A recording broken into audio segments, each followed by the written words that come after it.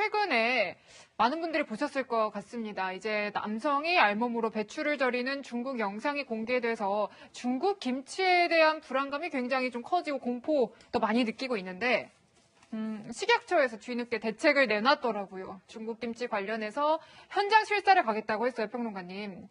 이 대책이 어떻게 좀 실효성이 있겠습니까? 어떻게 보세요? 저의 상식으로는 실효성이 너무 없는 뒤늦은 정책이 아닌가 싶어요. 사실 그 알몸 김치, 맨몸 김치라고 하죠. 지금 영상으로 나오고 있는데 정말 보기만 해도 식욕이 뚝 떨어지는 장면이잖아요. 점심시간인데 저희 좀 걱정이 되고 있습니다. 굉장히 비위생적인 과정으로 김치가 만들어지는 것이 아니냐. 그래서 문제는 지금 많은 식당들이 어려움을 겪고 있어요. 중국산 김치 쓰는 것 아니냐 이런 오해 때문에, 그리고 모든 중국산 김치가 저렇게 비위생적으로 만들어지는 것 아니냐는 오해 때문에 대한민국의 자영업자들이나 소상공인들이 어려움을 겪고 있습니다.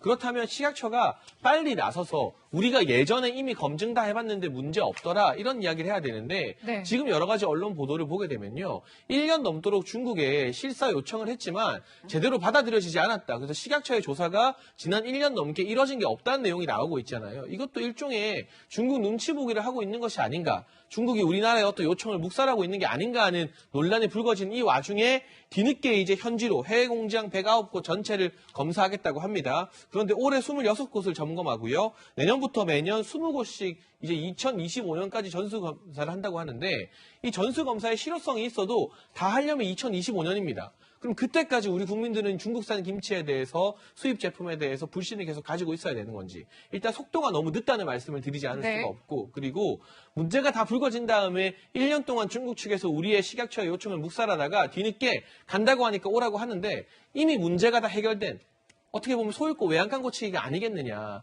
그런 비판도 나올 수밖에 없는 상황 같습니다. 네, 뭐 이렇게 그 정부 공무원이 중국은 대국이고 우리는 소국이다 이런 얘기를 해가지고 좀 무리가 있었던 점도 있기 때문에 국민들이 이 상황 굉장히 유심히 지켜보고 있다는 점 정부에서도 좀 알고 있었으면 좋겠습니다. 그 다음에 또 논란이 된 게 도로교통공단 광고예요. 중국 공안 복장을 한 아이가 등장을 했습니다. 변호사님 짧게 좀 부탁을 드릴게요. 이거 어떻게 좀 보셨어요? 그림도 나갈 겁니다, 저희가. 예, 이제 종합정보지 신호등이라는 게 있는데 여기 어린이 보호구역에서 지켜야 할 거 요즘 이제 어린이 보호구역에 대해서 이제 주목이 많으니까요. 근데 저렇게 어린이가 경찰 제복을 입고 있는 사진을 실어야 되는데, 그죠? 근데 공안 복장을 입고 있는 거예요. 그런데 이제 외주업체에 줬더니 저렇게 실수를 했다 이렇게 해명을 하고 있는데 외주업체 측에서는 원래 지금 현행법상 경찰이 아닌 사람이 경찰 복장을 입고 있지를 못해요. 그러니까 사진을 못 찾아서 저렇게 됐다고 하는데 저거는 어떻게 저런 실수가 있는지는 그것도 공공기관이잖아요. 그리고 비용을 주고 받고 이랬을 텐데